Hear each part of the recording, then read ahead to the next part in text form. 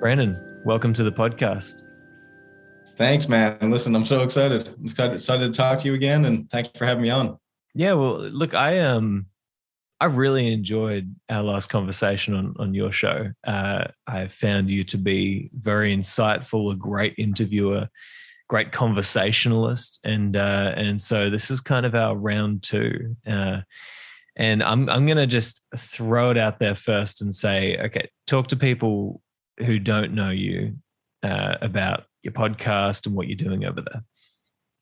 Sure. So I guess you could say I'm a philosopher of sorts, and I like to use the of sorts because I think calling yourself a philosopher is questionable, let's say, but philosopher of sorts. And basically, I host a podcast called the Strong Stoic Podcast. Basically, it's based around Stoicism, but it's not like a formal Stoic course.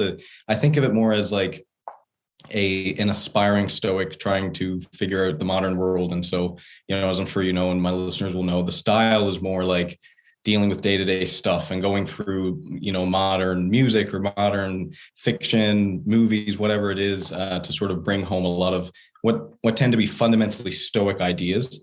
And so it's, there's lots of formal education out there on Stoicism, and it's just not my style. I do more sort of exploratory, which I enjoy. And I know, and I also have guests on as well. So I do solo episodes where I talk about all kinds of things, whatever's on my mind at the particular time.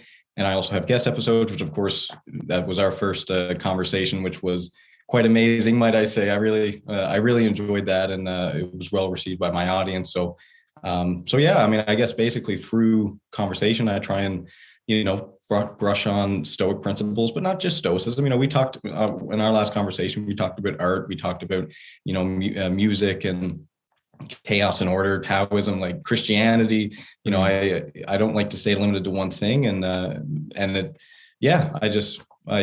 sort of a big part of my life right now. It's the whole podcast thing. And I'm excited to see where it's going in the coming years. And yeah, so that's pretty much what I do.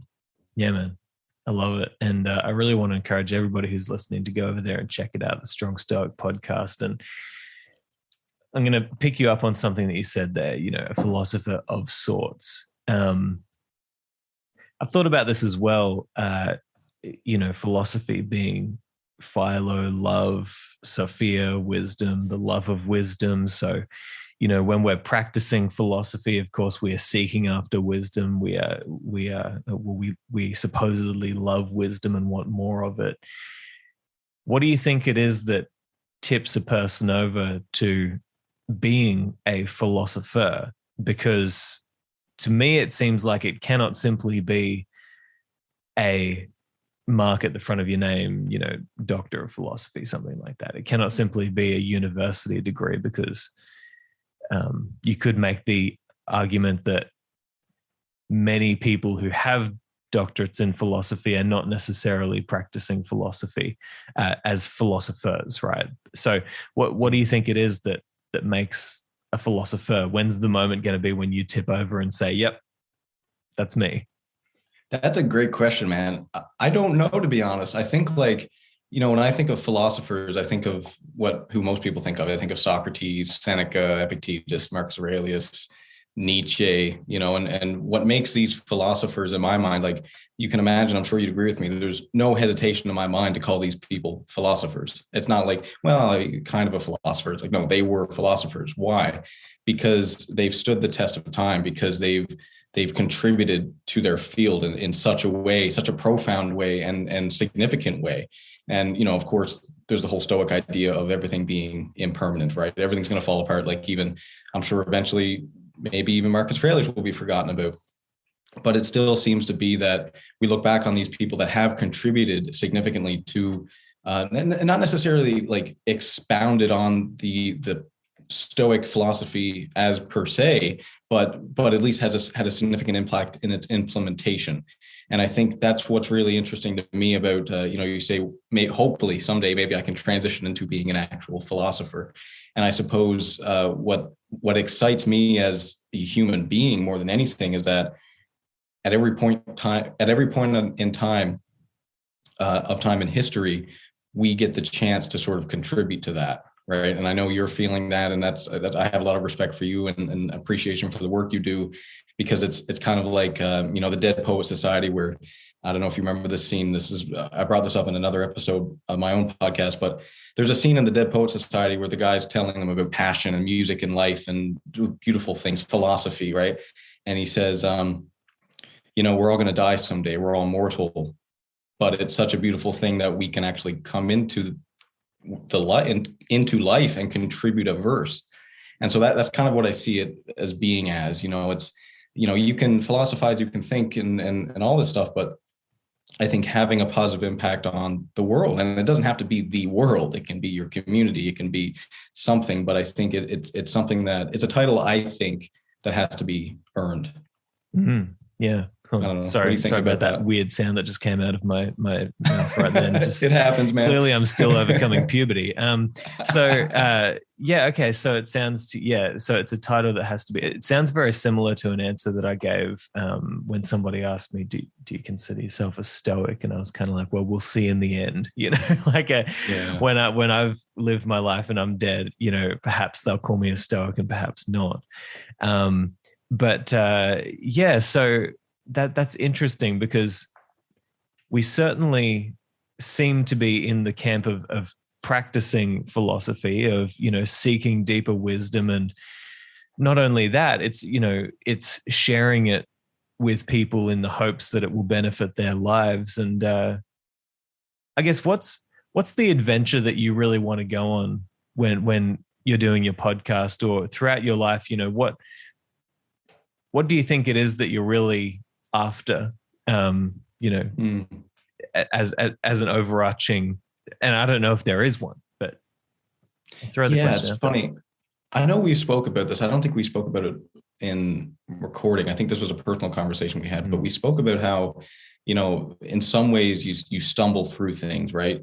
And, I certainly have a long-term plan with the podcast. And I think, I have some long-term goals with that, but I think fundamentally, it's a huge learning experience for me. Like it's a journey that I'm going on, and I would like people to come along with me on that, and I think, people are hopping on board, and it's deeply rewarding to have anything remotely similar to that. Like even a drop of someone talking to you and sharing their journey with you and willing to struggle with you and suffer with you, like that. It's so rewarding. And so part of it is that, it's like this, it's what would you say? It's a combination of self-discovery but also contributing to the world at the same time. That's what I'm trying to do. And I think that's a good recipe. And the third piece, which is really important. So, because basically what I said is, okay, I'm doing it for myself in many ways, but I also want to do it for other people. I want people to take value in it and share along with that journey. But the third part is that it needs to be aligned with reality. Meaning through the podcast, I'm also seeking truth. And I think, I had Jeremy Sherman on, a doctor there, and he said, you go towards truth and you go away from truth at your peril. And so that's something that it's a very profound thing to say. And I've been thinking about what that actually means, because it's very complicated, but certainly through the podcast, it's pushing forward towards truth and doing it in a way that's beneficial to me and my journey, but also whoever wants to come along with me. Yeah, that's interesting. It certainly seems to me to be correct that it is the case that we do move towards or away, towards truth. We move away from truth at our peril. Did you say, sorry, was the quote, you move towards it and away from it at your own peril? Yeah. So let me get, okay, so that makes more sense to me. Yeah. I made the point to him, because I was at this point in my life, I was very like truth, like, let's go towards truth, man. Let's go. And he was really good at challenging you, right? Like he challenged me so much in that podcast episode, and really, like, absolutely loved the conversation, but he challenged me. He said, well, yes, you want to move towards truth because living in deception is dangerous, but truth is also dangerous. Yeah. And it to me, it was like, oh God, because I knew he was right. Like he's right. Like, because truth is painful. Now, falsehood is extremely painful. but like, could you handle the ultimate truth? Could you handle truth? That's something I've been thinking about. And Nietzsche said this, what the best of man is he who can handle the most truth, or something like that. And something like the measure of a man is how much truth he can handle, something like that. Yeah, that's it. Yeah, that just makes so much intuitive sense to me, this idea that even moving towards truth is painful and harsh. And I mean, even just thinking about who you would have to become to be able to see truth. I kind of thought about this in relation to that old idea of the fear of God is the beginning of wisdom, because it seems to me like that certainly, okay, I'll insert my own story and then I'll throw it over to you. In my own life, it seems as though, well, when I started the podcast, I was, as we all know, younger than I am now. And so I've really shown people kind of a progression of my own maturity, I guess. You have that story of like, yeah, I'm after truth. Yeah, let's go. And then him kind of like, whoa, slow down there. I remember sending an email to a few of the guests I'd had on the show, these big people in Stoicism today, and say, let's go, let's explore Stoicism. Come on, I'm ready to figure this out. Let's do it with me. And I remember, Greg Sadler, he has such a beautiful mannerism about him. He really suffers fools so well. And, he just kind of calmly said something like, yeah, we've got a lot of stuff going on here and here. And, you can find some good information over here. And like, he didn't straight up tell me like, hey, listen, slow down, buddy. All right. We're already on this adventure, but we have the tendency to just go. But the interesting thing is,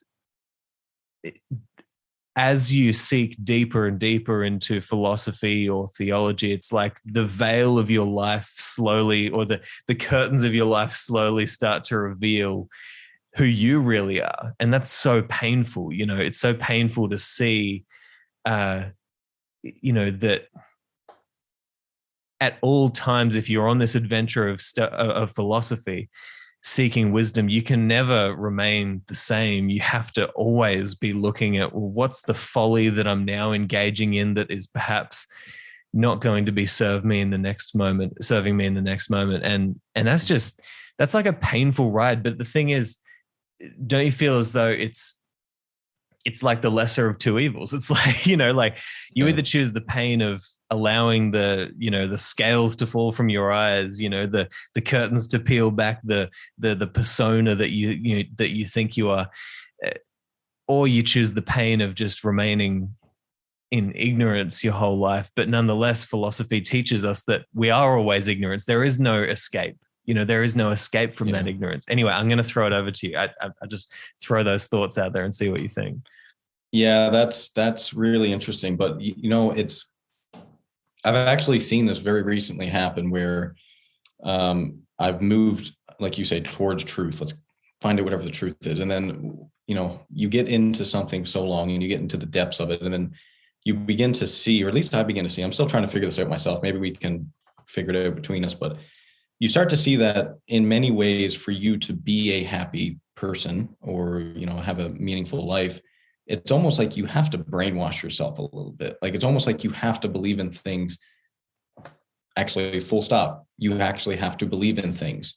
And so what do I mean by that? Well, there's this thing in Stoicism called providence, right? I know you're very familiar with this, and I'm sure your listeners are as well. You can sum it up as everything happens for a reason, something like that, right? So you can look back on your life and you can see decisions that you made. You can see things that happened to you, and you can say, well, what if I would have made a different decision, man? Like, my life would have been so much better. Like, God, because I can say now I did an engineering degree. I could easily say, well, what if I did a philosophy degree? My life would be so much different. Like, I should have done a philosophy degree, but that's actually the wrong approach. Now, the question isn't like, are you right? Because you could be, you don't know. Like, if you would have gone back in time and you would have made a different decision, you might be in a better place today. But the Stoic response to that is no, actually, you have to assume going forward that every decision you made in the past was the best at that particular point in time. It doesn't mean you don't learn from it, you don't grow from it, but it's this unwavering acceptance of everything that's happening to you, and forgiveness of yourself for the stupid things that you've done in the past, and accepting that, okay, well, maybe if I would have done something different, I wouldn't be where I am. Maybe I'd be better, maybe I'd be worse, but you just don't know. And to sort of tie this back with what you were saying there, that's sort of one of these places in my life now where I'm starting to see, it's like, is that true? No, I don't think that's actually true. But it's true in a different sense. It's philosophically true, because it seems like if you believe that to be true, things seem to get better for you. And so maybe it's true in a more profound way. I don't know. What do you think about that? Yeah. Okay. Interesting. Yeah, because I was going to ask you, how do you discern concretely whether or not you are moving towards truth? And this is something that I think, when I've worked with my own mentoring clients, something that I always try to get them to do is to learn how to feel in the moment when they're in the right place at the right time, doing the right thing, moving in the right direction. Because, I mean, let's say that we've kind of had this reasoning capacity for a few thousand years, perhaps, maybe, if that, to kind of think really abstractly and, to conceptualize these deep philosophical ideas about what it would mean to live a good life. And, science hasn't been with us for a long time, but what has been with us for a very, very, very, very long time is our intuitions and our deep feelings, our emotions. And so, of course, these feelings can mislead us, right? But it seems like what we're doing, it seems like, at least what I'm trying to do in philosophy, is to be able to seek wisdom that will help me to, in the moment, better discern whether I am in the right place at the right time and doing the right thing. And I think that, okay, so earlier on, you gave me this quote from the Dead Poets Society. And it was something like, we're only here for a brief moment of time, but isn't it beautiful that we get to contribute a verse, right?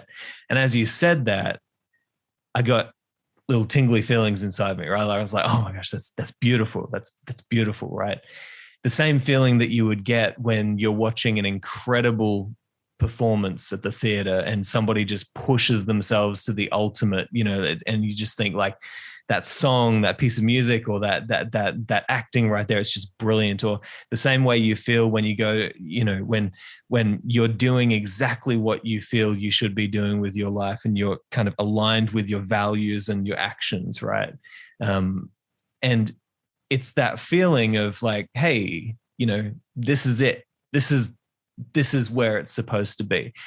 And I think that as an artist, I tend to be more intuitive in that direction. That tends to be, where I want to be in that place where I feel that deep sensed meaning, because that seems to be the thing that reminds you of what is most important, right? And it's very easy for us, it seems to me, to kind of rationalize our way into, well, I should do this, or I should do that, or I should do this.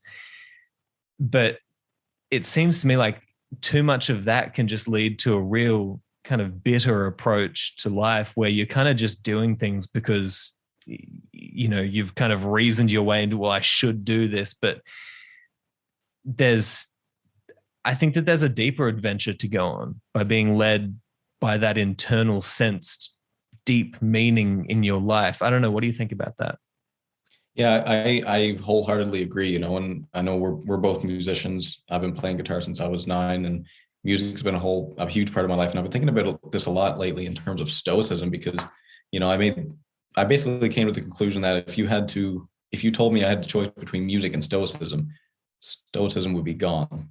Mm. It would not be called the Strong Stoic Podcast, right? It just wouldn't. I would never let go of music. So that's where I sort of express myself in ways that are unparalleled. I don't know if it's the same for you, but I get very neurotic when it comes to music. Like I get very, very extremely touched by music. And I would never want to rationalize my way out of that. And what, out of all the Stoics, I think the one who got this best was actually Seneca, because Seneca, and he gets a bit of pushback from this actually, because people say that he's not really Stoic, and he disagrees with some of the ancient Stoic principles and all this. But to me, I think he's more Stoic than, I got to be careful with what I say here. I think he is a Stoic. Let me say it like that, because he does accept and understand those passions in life, and he talks about it regularly. And Marcus Aurelius did too. He was very warm, very affectionate towards his family and his personal letters, and love and affection, all that stuff was sort of built into it. But Seneca seemed to focus a bit more on, as you would say, like beauty, beauty in things, and feeling that really what it is a religious feeling. It's this feeling that there's something greater than you. And I think that the thing about Stoicism, I think, is that it's compatible with being a musician. It's compatible with being an artist. It's compatible with so many different ways of life, but it doesn't come with its set of passions. Like Christianity comes with a church, it comes with music, it comes with a community, it comes with prayers. Stoicism comes with some quote, quote prayers, but it doesn't have this this package of like, here's some things that are going to allow you to be really passionate about life and feel that religious feeling. You have to sort of fill in the blanks yourself. Now that makes it really great because it's compatible with so many people, but you have to do the work. You have to do the work for it. But I absolutely agree, man. I think it's feeling that religious feeling. What I think it is a fundamental religious feeling that something is greater than you, and the harmony. And I mean, I'm just thinking about music, like I listen to music and I hear the harmony, and I hear how the instruments are layered on top of each other. And then I hear the singer's voice and the emotion that's in their voice. And then, there's the voices harmonizing them. And then there's the random chaos inside there. Like, to me, music is just so fundamental. It's just so beautiful. It's so beautiful. And no philosophy would make me give that up. So I agree, man. It's crucial, I think, for the vast majority of people to have something like that, Yeah. And you just, this is the point that I think Jordan Peterson makes. He says, you just simply cannot reason out of, the beauty of music. You just can't. And he's like, if somebody comes up to you while you're listening to music and they're like, well, it's just a bunch of sound. You're like, shut up, I'm listening, and that, it seems like that should be our approach in life as well. Like, if you're on a grand adventure and you've got this deep meaning pulling you forward towards something beautiful, and somebody says, well, it's all meaningless and, you're going to be gone soon. It's like, shut up, I'm living, like that's like, you don't get it. And I think that,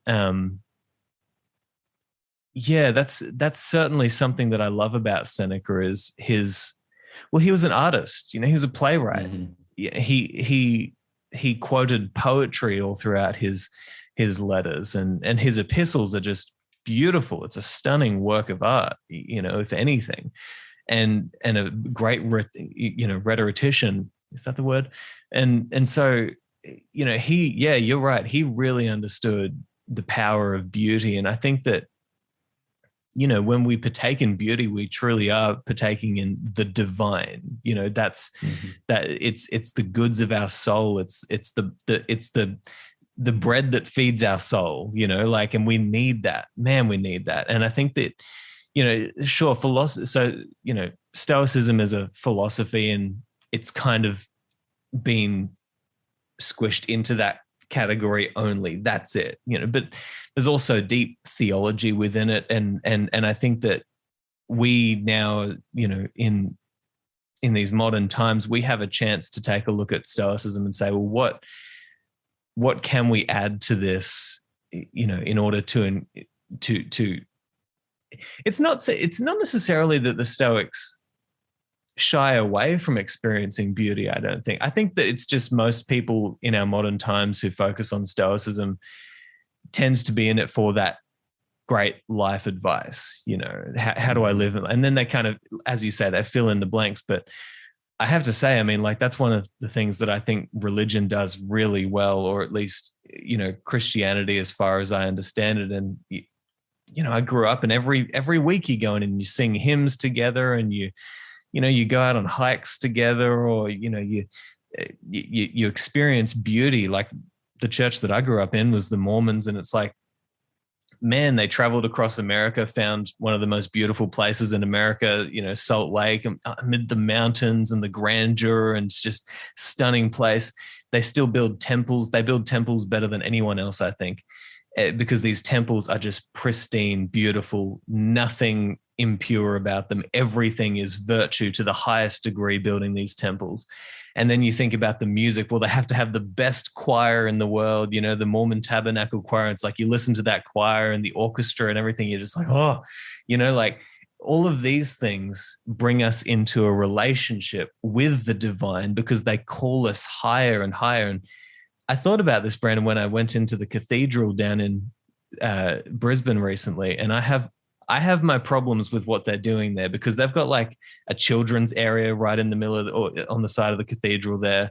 So instead of bringing your kids in now and saying like, hey, this is a place where we're reverent and we need to be quiet, and no, put them in a playpen over here. And then they've got a store in the cathedral, and you just think, okay, if Jesus were here, he'd come in and be like, moneylenders, he'd be like, he's just like, he'd be throwing things around. But when I went into this cathedral, I thought, the thing about a cathedral is every single thing in here calls you to look up, right? And to think higher, and to dig deeper into your soul. And it's just like, that's the value, I think, in religion is, let's not just refine our pursuit of beauty to within us, but let's show that architecture can be a picture of virtue, and music is virtue, and even sports and all these sorts of things. It's like, let's participate in things that allow us to manifest beauty, virtue, divinity into the world and call us higher. And I think that the call of Stoicism is somewhat, do that within yourself and allow that to kind of flow from you.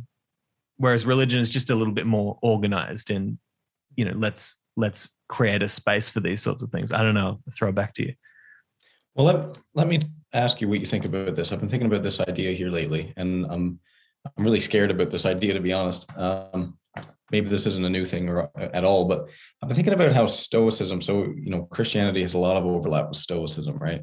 And I've been thinking about this because I came to this epiphany lately, because I realized one of the contradictions I had personally with Stoicism was the music.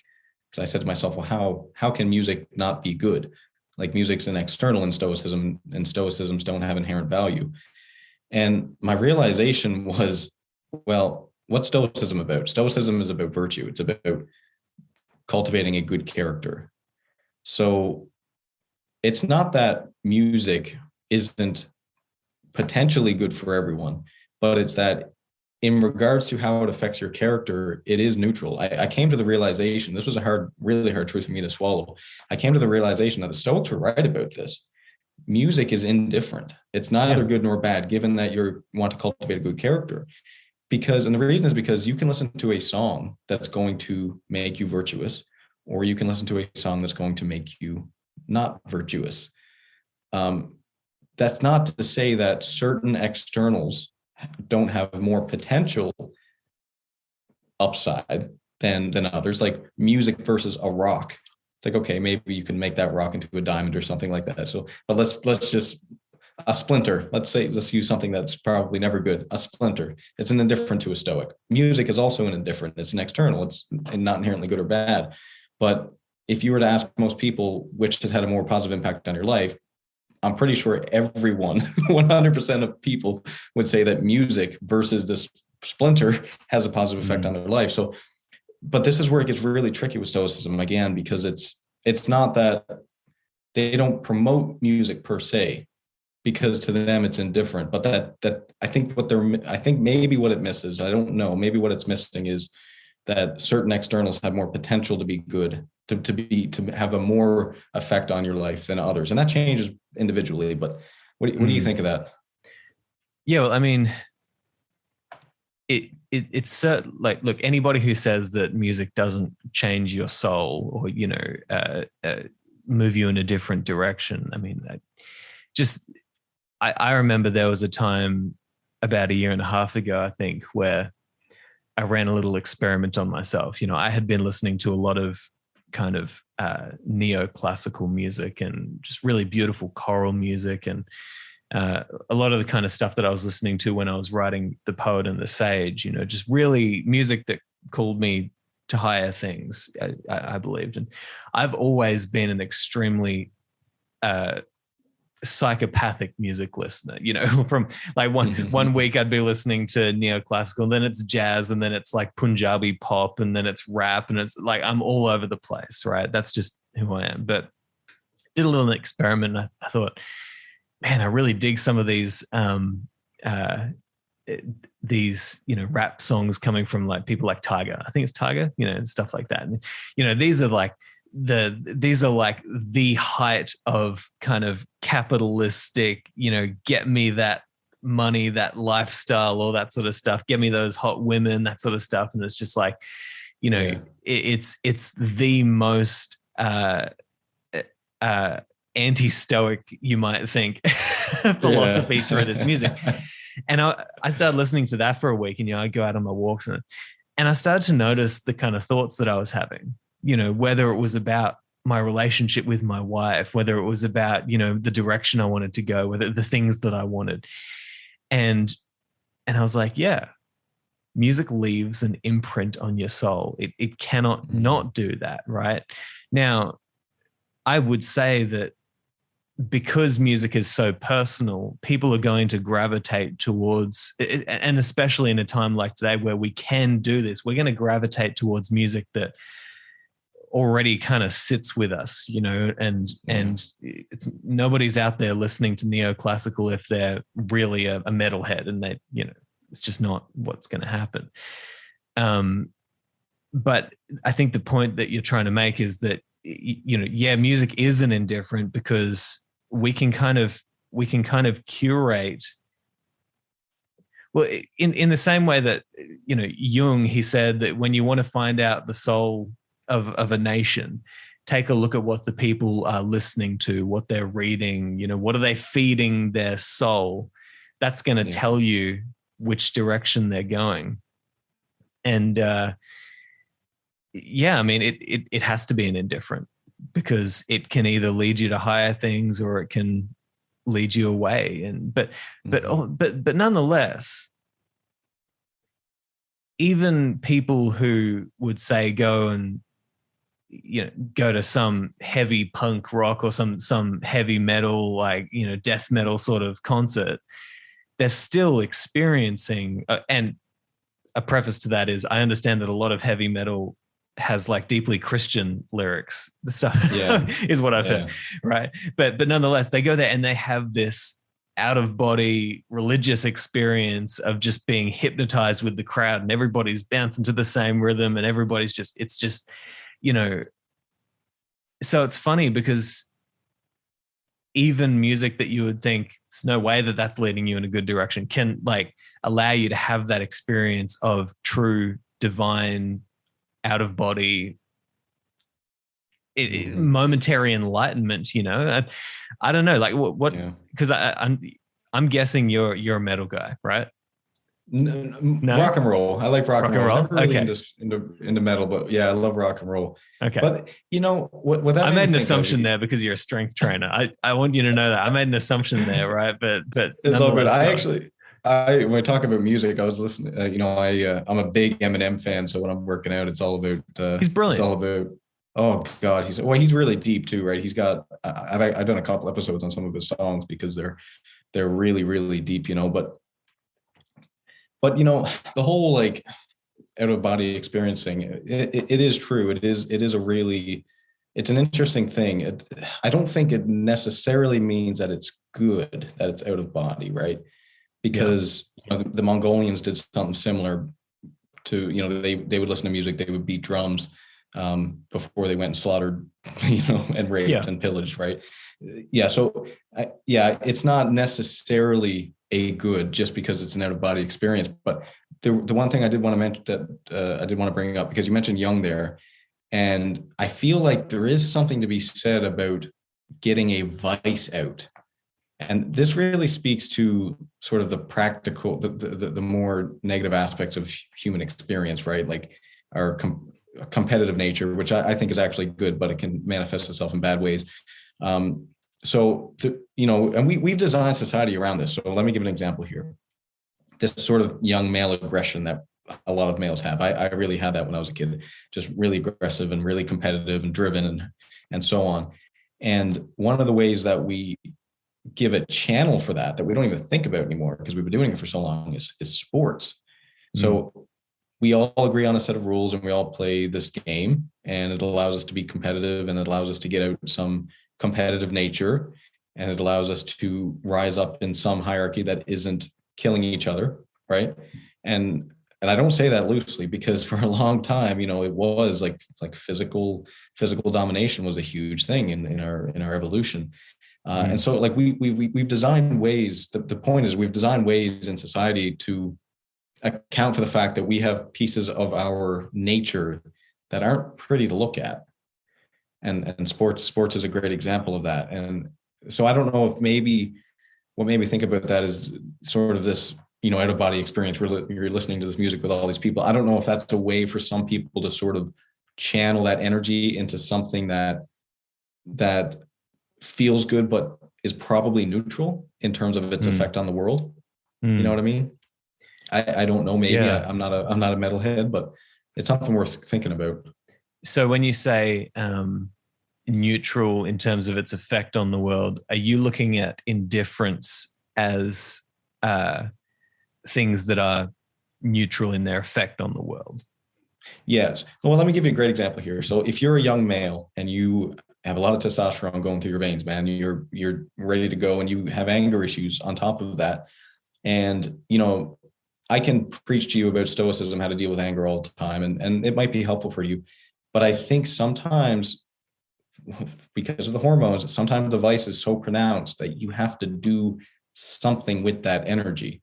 So in that particular case, if you want, like if you're having an argument with a friend of yours, and you just get this drive to punch him in the face, and you honestly feel like you can't help yourself, sure, Seneca could come to you and tell you how to back away from that. And I think that's a strategy over time. But I do think sometimes you just need to channel it. And so what you can do is you can go away and you can strength train, or you can hit a boxing bag. And I'm not saying this is the best for the long term, but I do think that sometimes some vices are really powerful, especially when you're young, especially when you're at the peak of your hormones coming in, and like you're discovering yourself, like, because I've experienced this myself too, and philosophy has helped a huge amount. But I think that example is a way of sort of neutralizing a vice.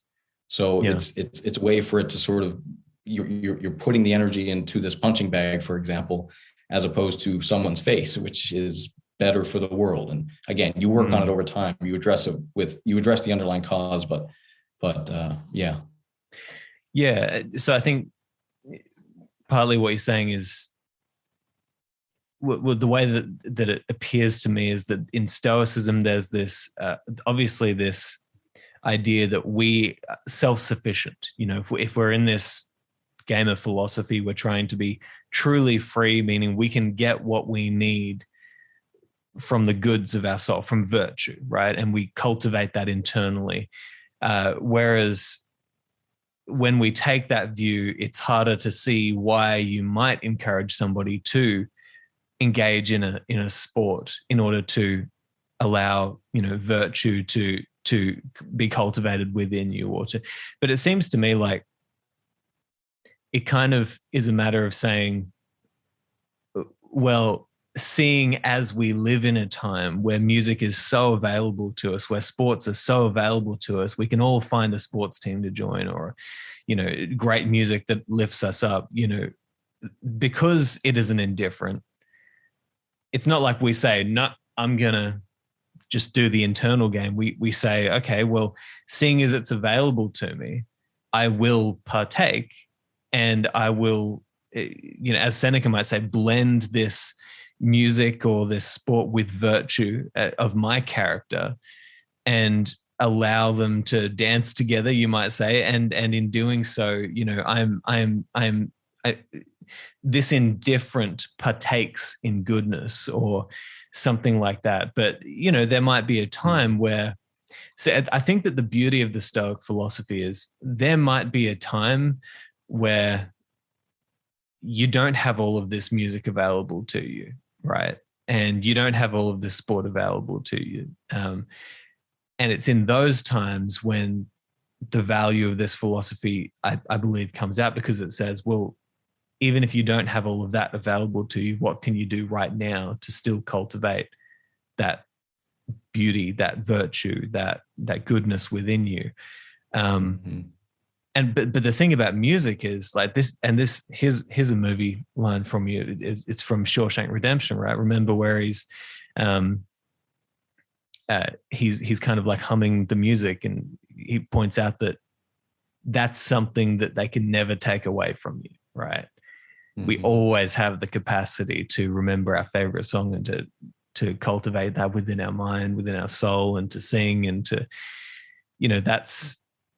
that's what's so beautiful about music is that you can take it with you wherever you go, because we are, as human beings, inherently musical, and listen, when I grew up in church, I can tell you there are some people who are not quote unquote musical, and they should not be singing so loud in the hymns.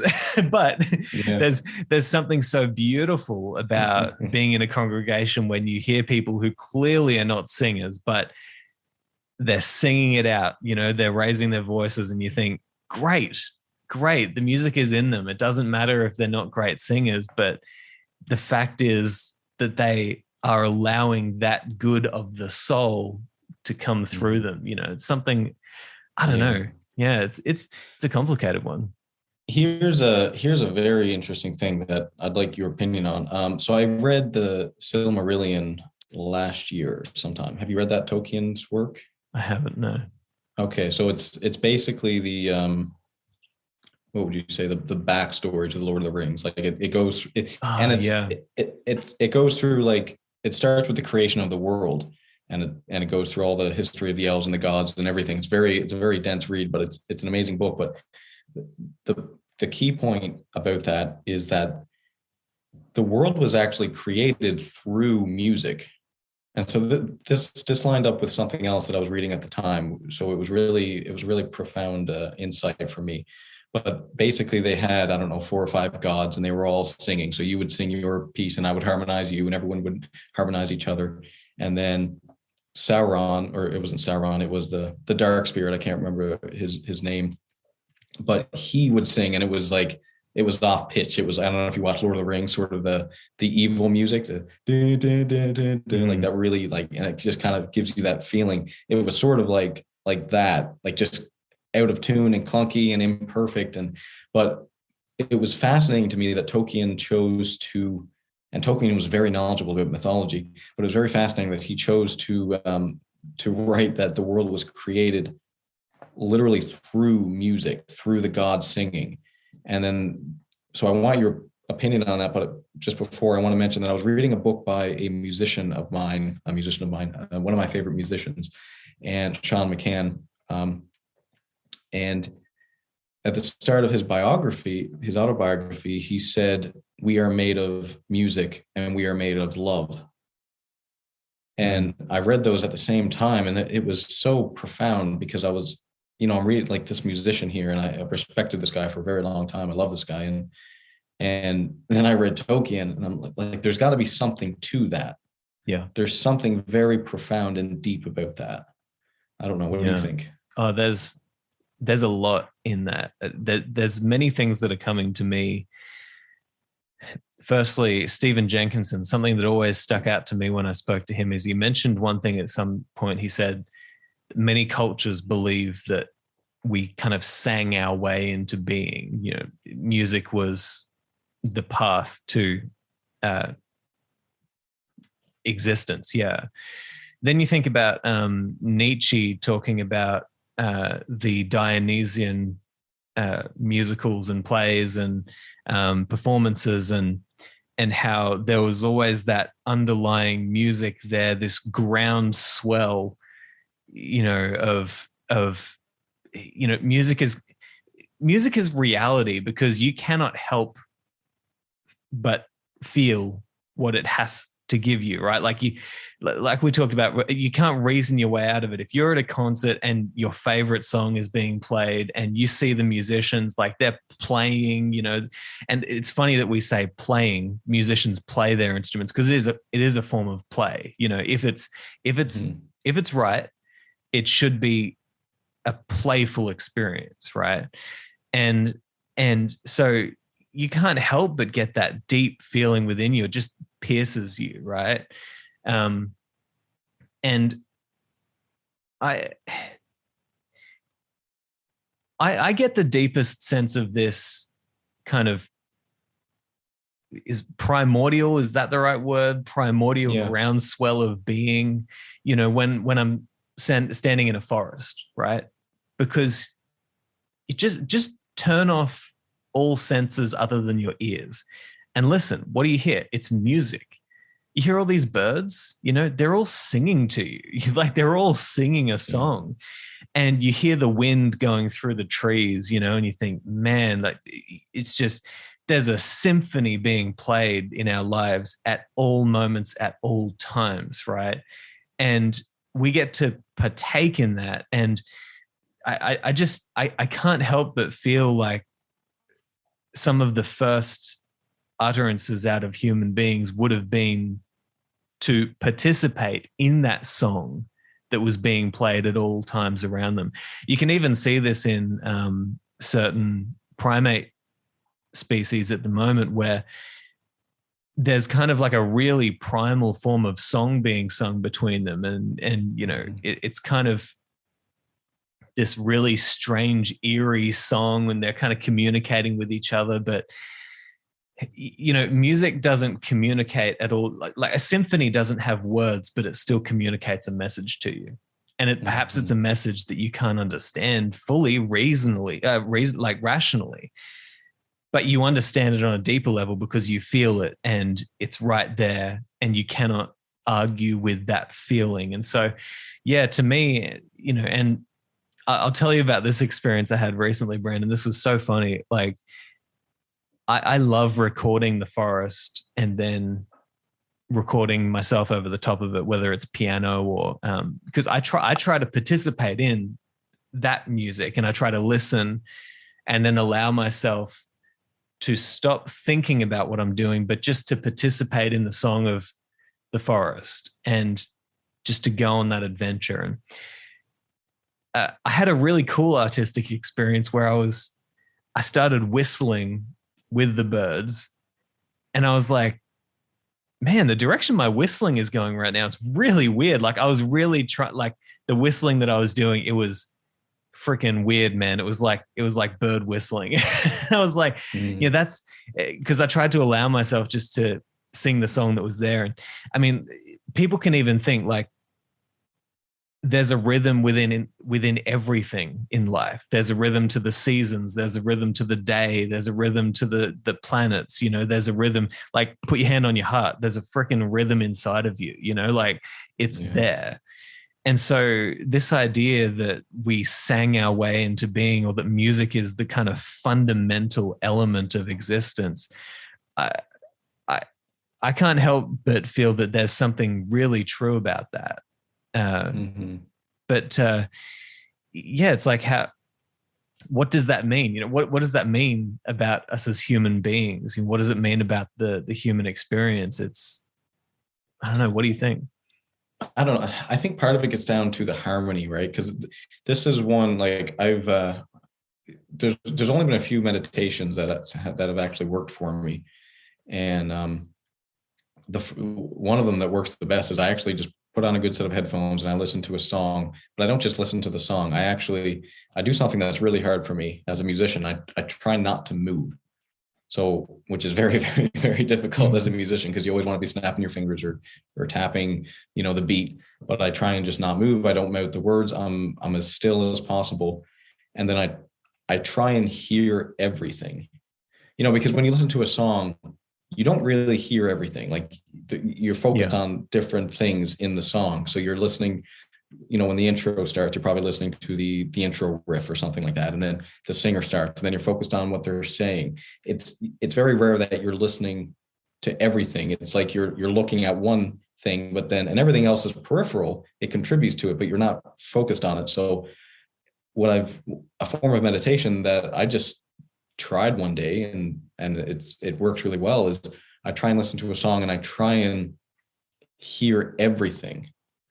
And it's so weird because it just feels like, and if you're doing this while not moving your body, it's like this out of body experience. It's very, very weird. But I think part of what makes that so powerful is the fact that it's harmonious.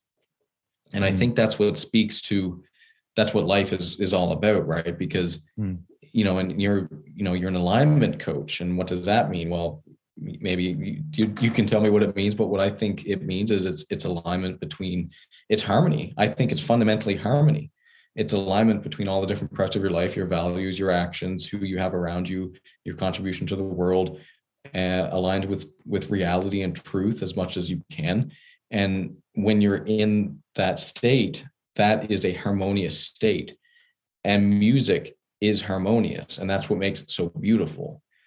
So I think fundamentally it gets down to that harmony. I think, and I also think what makes it so interesting that it touches every individual is I really, really, really believe this, that every single person has a potential to live a harmonious life. Yeah. And it's sort of like everyone has a touch of the divine. I really believe that. I really do. Yeah. Well, I think you're exactly right about these kind of layers and layers of virtue stacked up on each other, right? This is I think why a symphony perhaps gives us, it's a more classical view of virtue, but nonetheless it's a good representation, because you've got each instrument playing perfectly the part that it's there to play, and then you've got the conductor, God, fate, making the whole thing go along and directing the whole thing. And so you think what if your life could be like that piece of music? And I just, I know that when I'm performing with my band, and I love performing jazz, and so we'll do the classics of the American songbook, and man, you have some moments where everybody is locked in, and that's the term that we use in jazz. It's like, hey, everybody lock in, and it's like the pianist is listening to the drummer and the bassist and the singer or the trumpeter, but they're not listening in a way that's like, okay, I've got to listen. No. The pianist is listening to the bassist and the drummer and the singer, but the singer is listening to the pianist and the bassist and the drummer, and the drummer is listening to the bassist and the pianist and the singer, and the bassist is listening to everybody. Everybody is locked in because they're all right there. And so you don't have to, in jazz, if it's in the right direction, you don't have to worry about what they're doing. You just have to worry about what you're doing. You don't even have to worry. It's like if you're locked in, everybody's there on the beat at the right time. And the cool thing about jazz is you're moving in a direction where nobody knows exactly where it's going, but everybody is attentive and locked in, and so they go with it. And so it ends up being this strange flow of different rhythms and different melodies and improvised pieces. And it's just that you're so right that alignment seems to be this thing where we can bring about harmony in our lives by, get your career and your family and your health and fitness and your community contribution, your spirituality, get them all working in the same direction, locked in. And if you can work towards that, you can experience perhaps a little bit of this deep sensed meaning where you feel as though, yeah, my life is heading in the right direction. And I don't know, when do you experience that most in your life?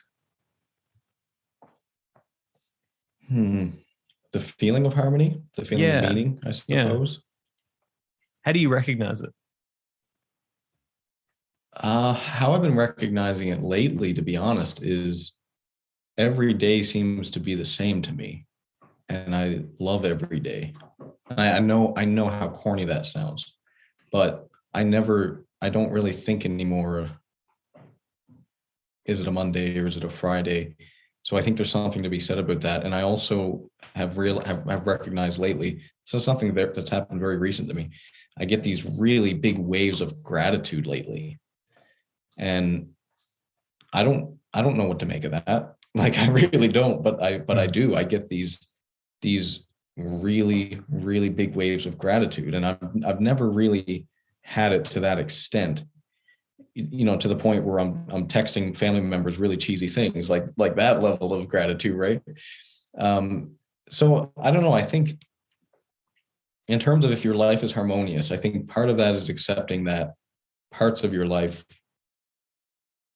may not be particularly enjoyable, right? Like, it's not that you get everything you want, okay, to live a harmonious life. There's things that go along with that you just have to do. Like, there's going to be times you don't want to go to the gym. There's going to be times you don't want to have that difficult conversation with your partner. And so harmony is not the absence of adversity or the absence of any difficulty. It's the mode by which all of those things become irrelevant because they're deeply meaningful. Does that make sense? Yeah. It's complicated. I don't know. No.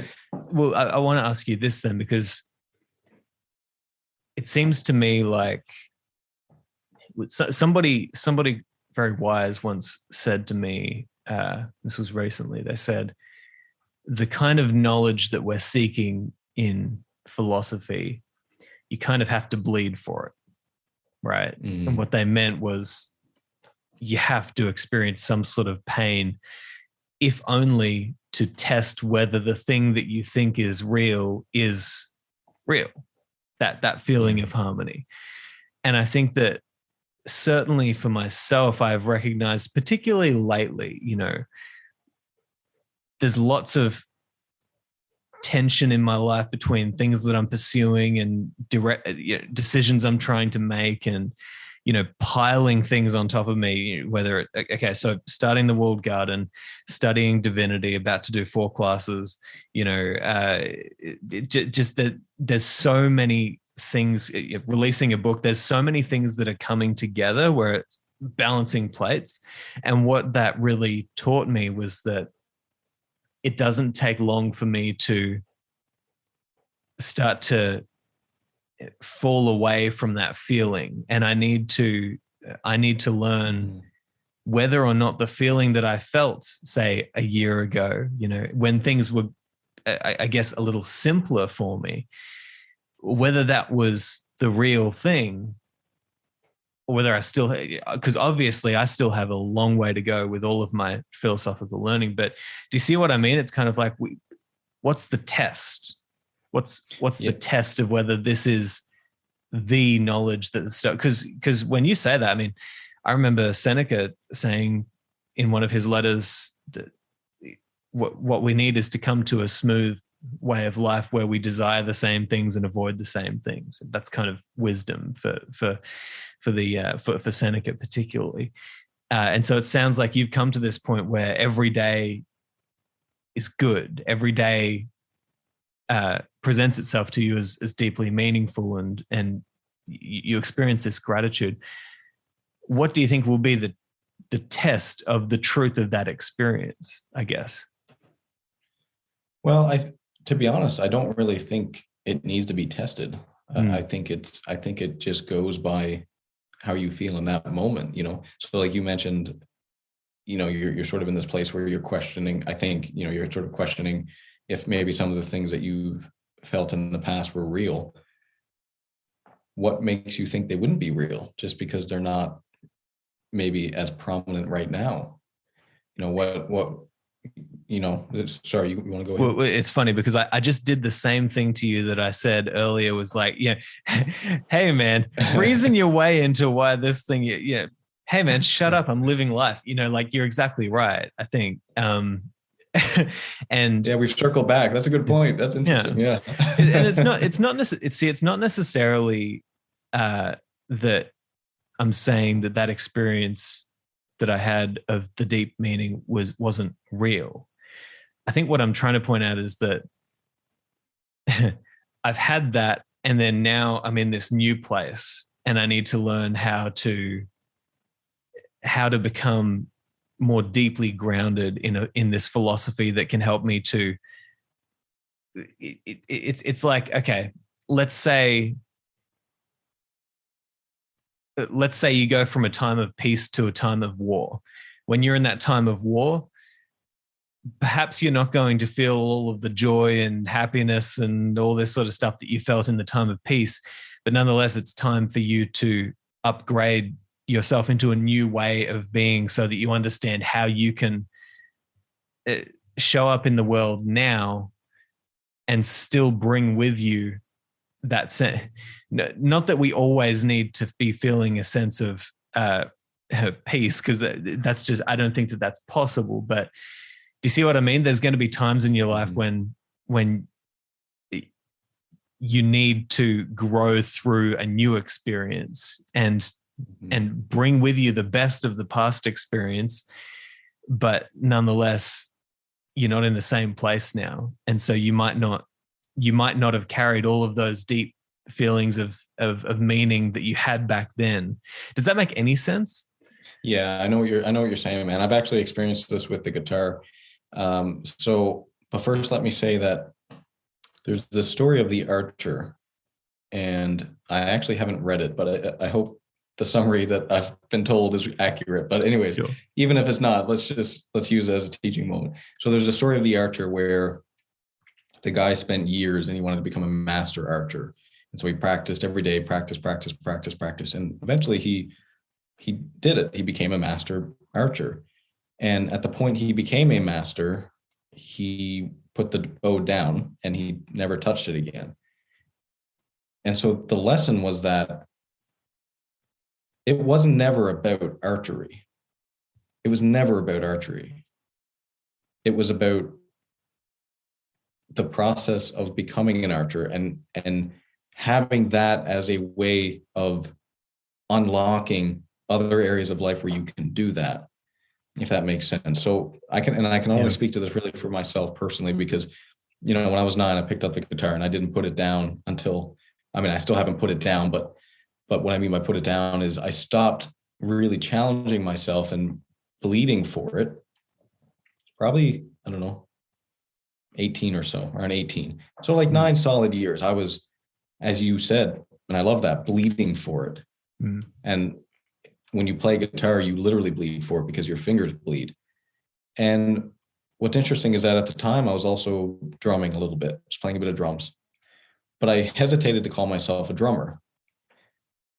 And when I look back on it, I know now why I didn't want to call myself a drummer. It's not because I didn't drum. It's because I didn't bleed for it. I didn't play until I had blisters on my hands from holding the drumsticks. I called myself a guitarist because I played until my fingers bled. And I want to circle this back because, at the start, one of the first topics we covered today was, do you think you're a philosopher? And maybe one of the ways that you can unlock that in life is to bleed for it, to suffer for it, to sacrifice for it. I see where you're going with this, but I'm going to push back in one way. Okay, let's do it. You'll have to forgive me because I was listening to a commentary on the first book of Plato's Republic yesterday. Okay. And so where Socrates is just being an asshole. And but yeah, well, so but nonetheless, is there anything inherently good about suffering? It seems to me like it's suffering in the right direction, right? Like pushing in the right direction. And so if we are archers trying to hit the target, then perhaps we're suffering in the direction of virtue, of hitting the mark in philosophy. And this is what I really like about Seneca, is he points out that there is a destination to this path. You said that if you're just wandering on a path but there's no destination, well, yeah, it's not a path. It's just wandering in the wilderness. But there is this destination. I believe that Seneca really thought that you could become wise, that you could become the sage. And so it seems like it's not the suffering that is inherently the good, it's suffering in the direction of what is good. And I think that tell me what you think of this, is we kind of have two options in life. We either suffer unnecessarily in things that are not serving us. There's always suffering. It's always going to be a part of life. We either suffer in the things that don't serve us, or we suffer towards the things that do serve us. And it seems like in philosophy, we are choosing to suffer in the direction of things that will aid the flourishing of the soul. And in turn, hopefully we arrive at a place where we can experience that deep, deep, deep felt meaning in life, because we have suffered in a direction that while we are suffering in this direction towards what is good, that in itself, the act of suffering towards what is good, transcends the unnecessary suffering of life. It pulls you above that and gives you a sense of meaning in life that, yeah, I'll leave it there. What do you think of that? Yeah, man, I love this. So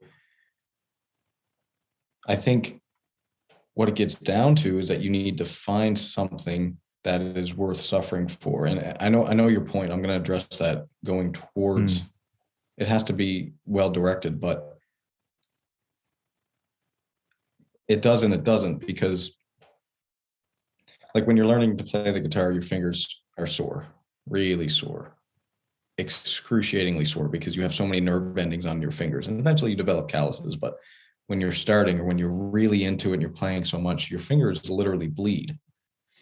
Now, I remember this. I remember looking at my fingers, and I remember feeling the pain as I'm playing and trying to learn a new guitar solo. And I remember not giving a shit. I remember that. And, I didn't know at the time what I was moving towards.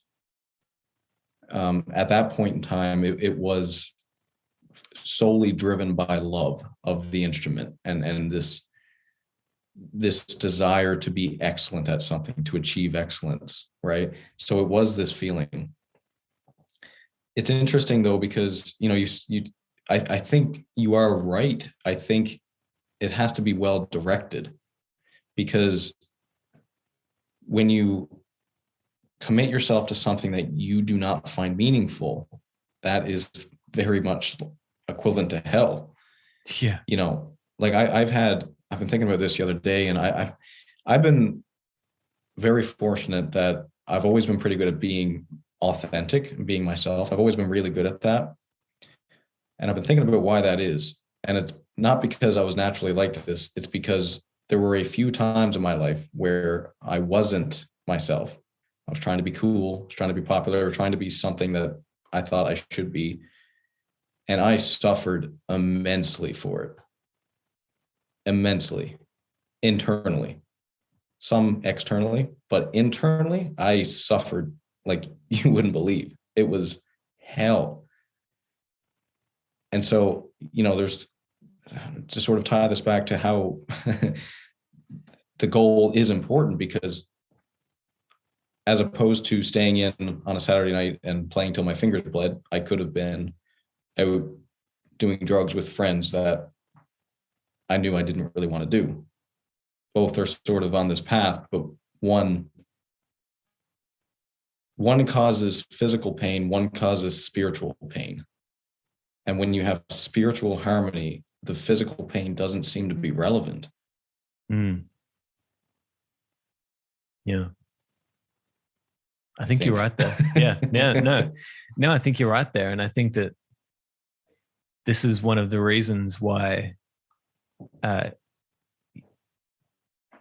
Christians have a real advantage, it seems to me, against the inevitable sufferings of life. Because it's sort of like, if you're a real Christian, part of that idea is I'm going to surrender myself, give in to the service of the highest possible good. And, any trials, tribulation, any persecution, so much of the Christian doctrine is so interesting, that this idea that you will be persecuted over and over and over again. It's the same with the Jewish doctrine. It's like, look at what's happened to the Jewish people over history. Constant persecution, constant attempts to just wipe out their entire generations, and so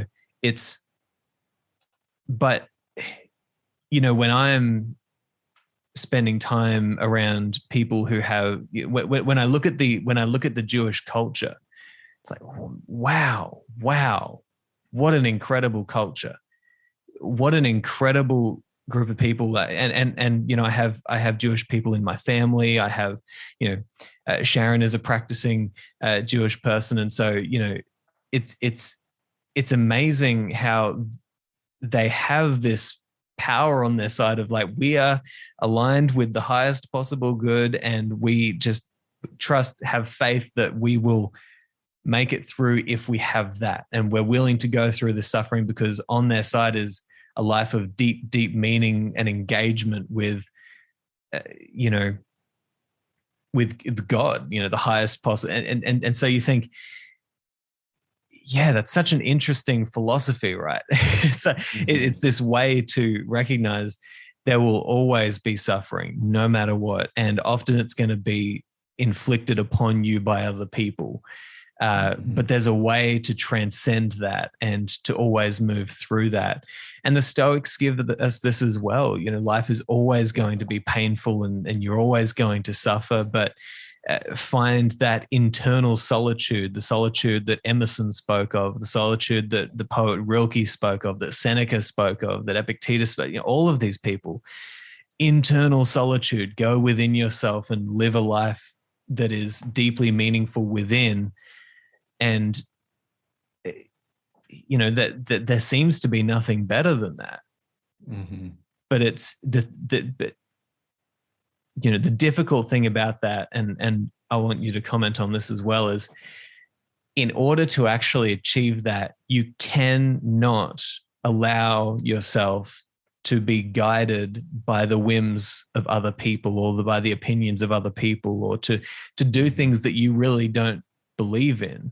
Because as soon as you start to do that, it's like a knife to the heart, and that's a sign that you're on the wrong direction, that you start doing things that are not in the best service of the flourishing of your soul. I don't know. What do you think?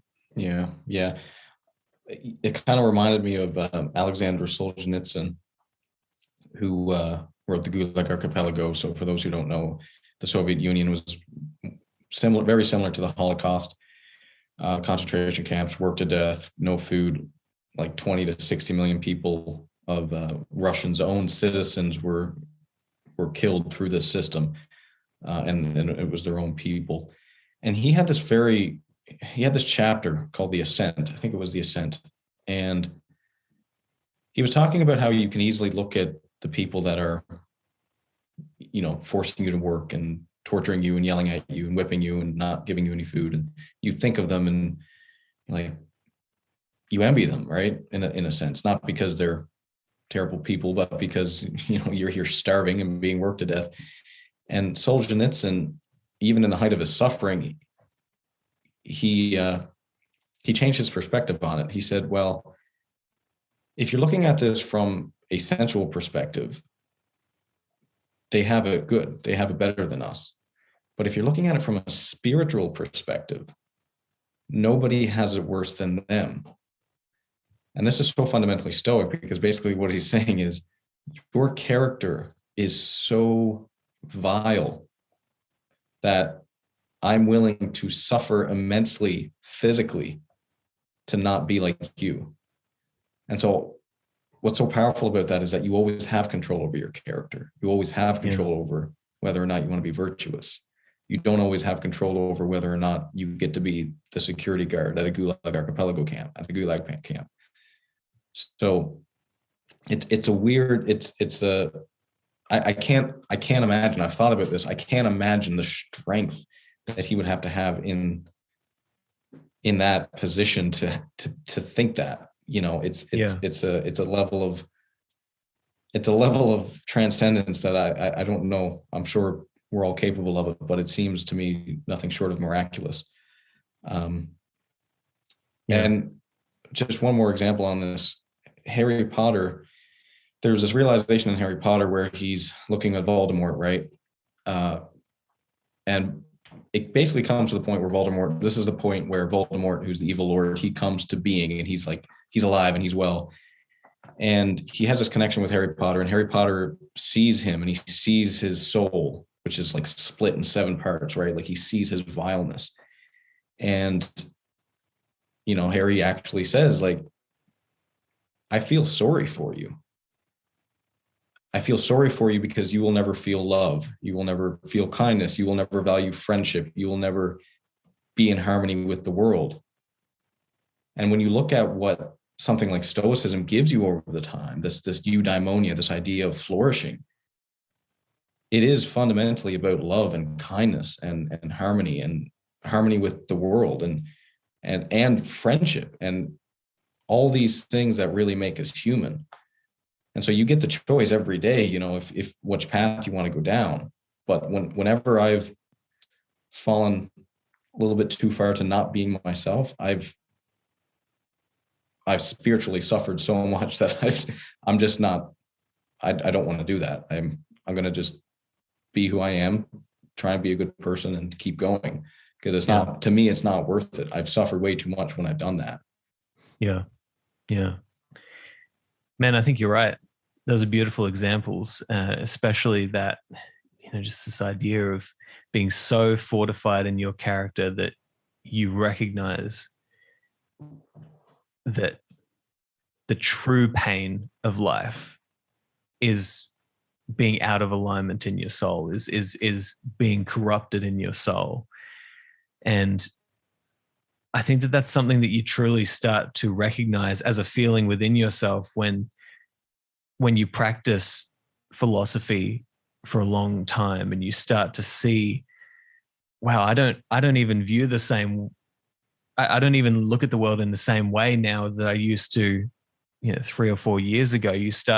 This is funny because listening to this commentary on Plato and Socrates talking about the kind of ladder of love, first that there's that physical attraction, and then that moves to an attraction to the soul of the person, and then to wisdom, and moving kind of up and up and up this ladder of love. And there certainly does come a point where you start to see that the true beauty, and this is not some sort of like, oh, beauty is on the inside kind of, I know it's cliche, but it's like, yeah, it's serious. Like, beauty is on the inside, and that shines through in people. You see that in people when they are so, when they just act beautifully in life towards you and other people. You notice the way that you feel about certain people and the way that they act, and you think, yeah, there's nothing better than a good character. There's just nothing better. And there's nothing that we desire more in other people than for them to not be fake, to not be Sunday Christians, as they used to call them. You know, I'll put on my good face on Sunday, then the rest of the week I'm this. But, you know, we want people who are genuine, who know what they're all about, who what you said. I'm going to leave it at that. Yeah. So I have to get going because I've got another interview in about 5 minutes. But what I really want to do is, Brandon, do you want to share anything about what you're doing with Kai coming up? Yes. So next Saturday, where are we here? Wednesday. So not this Saturday, but next Saturday, doing a live Q&A with Kai Whiting, who I'm sure your audience knows, but authored Being Better, Stoicism for a World Worth Living In. So if you reach out to me on my channel, DM me, basically, you know, the requirements are that you have a copy of the book, and then you'll be invited to this private Q&A. You get to ask as many questions as you want to Kai about Stoicism. You know, so I wanted to extend it to Simon's community as well. My community has already been informed of it, but if you're interested, please check me out there and get in touch with me. I know you got to get going. I do want to say, Simon, thank you so much for the conversation, man. I had so much fun, you know, talk about meaning and talking about feeling like you're in harmony. I really felt that with this conversation, and that's sincere. I really mean that. So thank you so much. Man, we're going to keep on allowing this friendship to flourish, because I feel the same way. It's just such a beautiful conversation. I think this is the direction I want the podcast to go, you know, away from the kind of general, you know, interviewing just because somebody's got a book out or this, that, you know, it's like, no, let's have conversations with people we love about things that we love. Yeah. That's what it's all about. So yeah, man, keep on doing what you're doing, and there will be many, many more conversations. All right, brother. Thanks so much. You've been listening to the Walled Garden Podcast. If you'd like to attend any of our free meetups and events, or if you'd like to get one-on-one mentoring with either Sharon Lebell, Kai Whiting, or myself, just go to thewalledgarden.com. But for now, don't forget to nourish those gardens in your mind.